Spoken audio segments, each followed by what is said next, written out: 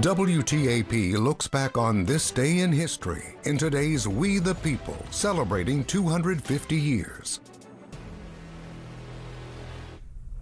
After ruling for less than 1 year, Edward VIII became the first English monarch to voluntarily abdicate the throne. He chose to abdicate after the British government, public, and the Church of England condemned his decision to marry the American divorcee Wallis Warfield Simpson.